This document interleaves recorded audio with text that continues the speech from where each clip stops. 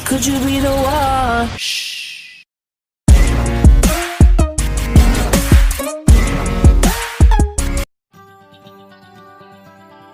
Assalamualaikum warahmatullahi wabarakatuh. Selamat malam semuanya. Di sini saya akan menjelaskan tentang perpajakan pertambahan nilai atau biasa disebut dengan PPN yang kita lihat dari buku Perpajakan untuk Praktisi dan Akademisi. Penerbitnya Jenny Susianti selaku dosen saya sendiri dan Bapak Dr. Andes Ahmad Dahlan. Pajak pertambahan nilai atau yang biasa disebut dengan PPN adalah pungutan yang dibebankan atas transaksi jual beli barang dan jasa yang dilakukan oleh wajib pajak pribadi ataupun wajib pajak badan usaha yang telah menjadi pengusaha kena pajak atau yang biasa disebut dengan PKP. Nah, yang berkewajiban memungut, menyetor dan melaporkan PPN itu sendiri adalah para pedagang atau penjual. Namun, pihak yang berkewajiban membayar PPN adalah konsumen akhir. Nah, PPN ini sendiri dikenakan dan disetorkan oleh pengusaha atau perusahaan yang telah ditentukan sebagai pengusaha kena pajak atau PKP. Selanjutnya, dasar hukum pajak pertambahan nilai. Dasar hukum pajak pertambahan nilai di Indonesia ini menurut Undang-Undang Nomor 42 Tahun 2009 tentang perubahan ketiga Undang-Undang Nomor 8 Tahun 1983, yang dimana Undang-Undang Nomor 8 Tahun 1983 ini tentang pajak pertambahan nilai barang dan jasa dari pajak penjualan atas barang mewah atau PPBM yang disebut Undang-Undang Pajak Pertambahan Nilai pada tahun 1984. Penyebutan Undang-Undang Nomor 8 Tahun 1983 dengan nama Undang-Undang Pajak Pertambahan Nilai 1984 itu diatur dalam pasal 20 Undang-Undang Nomor 8 Tahun 1983. Selanjutnya, subjek pajak pertambahan nilai atau PPN, yang dimana ada dua. Pertama, pengusaha. Pengusaha itu adalah orang pribadi atau badan usaha yang melakukan pekerjaan menghasilkan barang, mengimpor barang, mengekspor barang, atau melakukan usaha perdagangan lainnya yang memanfaatkan barang tidak berwujud dari luar daerah pabean, serta melakukan usaha jasa seperti mengekspor jasa atau memanfaatkan jasa dari luar daerah pabean. Macam-macam pengusahanya ada pengusaha kena pajak atau PKP, pengusaha kecil dan PM. Kedua, pemungutan PPN. Pemungutan PPN ini dilakukan oleh bendahara pemerintah atau badan usaha milik negara, kontraktor perjanjian kerjasama pengusaha, baik pertambangan minyak dan gas maupun badan atau instansi pemerintah yang ditunjuk oleh Menteri Keuangan untuk memungut, menyetor dan melaporkan pajak yang terutang oleh pengusaha kena pajak atas penyerahan barang kena pajak dan penyerahan jasa kena pajak kepada bendahara pemerintah, badan atau instansi pemerintah itu. Selanjutnya, adanya pengelompokan jasa yang tidak dikenakan PPN menurut pasal 42 Undang-Undang PPN tahun 2009, yang dimana jasa-jasa ini adanya pertama, jasa pelayanan kesehatan medis, jasa pelayanan sosial, jasa pengiriman surat dengan perangko, jasa keuangan, jasa asuransi, jasa keagamaan, jasa pendidikan, dan banyak macam jasa lainnya seperti jasa boga dan catering, jasa pengiriman uang, dan lain-lain.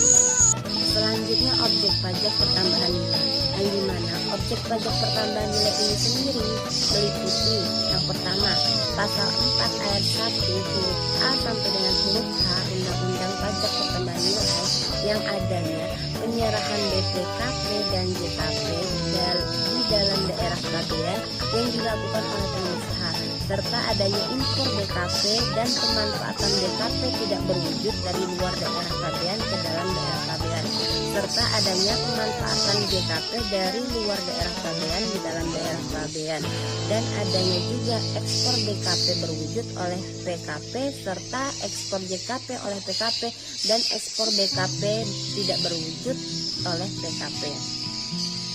Selanjutnya yang kedua, pasal 16C Undang-Undang PPN, yaitu pasal yang membangun kegiatan sendiri yang dilakukan tidak dalam kegiatan usaha atau pekerjaan oleh orang pribadi atau badan usaha. Dan yang ketiga, pasal 16B Undang-Undang Pajak Pertambahan Nilai, yaitu pasal yang menyerahkan BKP berupa aset yang tujuan semula tidak untuk diperjualbelikan. Yang keempat, pasal 5 menurut PMK nomor 85 atau PMK 03/2012, yaitu pasal yang tidak dipungut biaya oleh badan usaha milik negara di dalam hal pembayaran. Selanjutnya di sini ada kriteria dan jenis barang tidak kena pajak menurut pasal 4A ayat 2 Undang-Undang Pajak Pertambahan Nilai tahun 2009.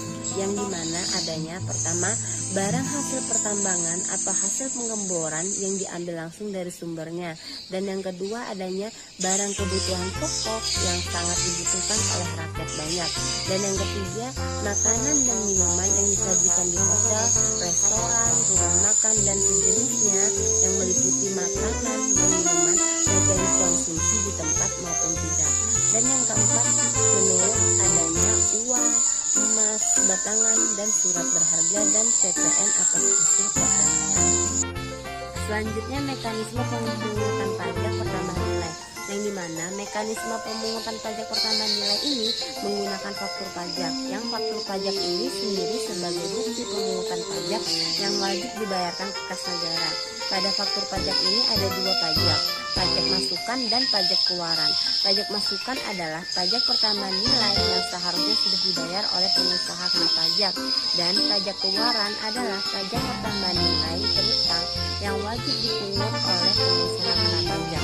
PM atau disebut dengan pajak masukan jika lebih kecil daripada PK atau pajak keluaran, maka dia sama dengan kurang bayar atau wajib setor. Dan kedua, PM atau pajak masukan jika dia lebih besar daripada PK pajak keluaran, maka dia akan lebih bayar dan kita akan membayar kompensasi atau restitusi. Selanjutnya saya akan menjelaskan tentang barang kena pajak. Barang kena pajak atau yang dari tadi kita sebut dengan BKP adalah barang berwujud yang menurut sifat dan hukumnya dapat berupa barang bergerak atau barang tidak bergerak, dan barang tidak berwujud yang dikenakan pajak berdasarkan Undang-Undang PPN. Dari uraian yang barusan saya sampaikan tadi, BKP ini dipersyaratkan dengan dua hal. Yang pertama, barang berwujud atau barang tidak berwujud seperti merek dagang, hak paten, hak cipta, dan lain-lain. Dan yang kedua, dikenakan pajak berdasarkan Undang-Undang PPN. Selanjutnya, jasa kena pajak. Jasa kena pajak ini sendiri adalah jasa yang setiap kegiatan pelayanan berdasarkan surat perikatan atau perbuatan hukum yang menyebabkan suatu barang atau fasilitas atau kemudahan atau hak tersedia untuk dipakai, termasuk jasa yang dilakukan untuk menghasilkan barang karena pesanan atau permintaan dengan bahan dan atas petunjuk dari pemesan yang dikenakan pajak berdasarkan Undang-Undang PPN. Selanjutnya, tarif PPN. Tarif PPN ini ada dua, tarif PPN sebesar 10% dan tarif PPN atas ekspor BKP sebesar 0%. Dengan peraturan pemerintah, tarif pajak sebagaimana disebutkan pada ayat pertama dapat diubah menjadi serendah-rendahnya 5% dan setinggi-tingginya menjadi 15%. Yang dimana cara perhitungan PPN ini sendiri adalah PPN yang terutang sama dengan tarif PPN dikali dasar pengenaan pajak. Contoh kasus pada PPN. Toko Samson menjual kulkas sebanyak 20 kulkas dengan harga satuannya sebesar Rp 6 juta. Lalu, berapakah PPN terutang toko Samson yang wajib disetorkan? Yang bisa kita jawab adalah total DPP atas penjualannya kan ada 20 kulkas. Nah, itu sama dengan 20 dikali 6 juta. Yang dimana 6 juta itu adalah harga satuannya, yang hasilnya adalah 120 juta. Jadi PPN-nya kita gunakan rumus tadi tarif PPN-nya itu sebesar berapa? Sebesar 10%. Kita kali dengan dasar pengenaan pajak. Dasar pengenaan pajaknya berapa? 12 juta. Hasil dari total DPP tadi. Berarti 10% dikali 120 juta sama dengan 12 juta. Jadi PPN terutang yang wajib disetorkan toko Samson adalah sebesar 12 juta. Sekian dari saya, kurang lebihnya mohon maaf. Allah maha Wassalamualaikum warahmatullahi wabarakatuh.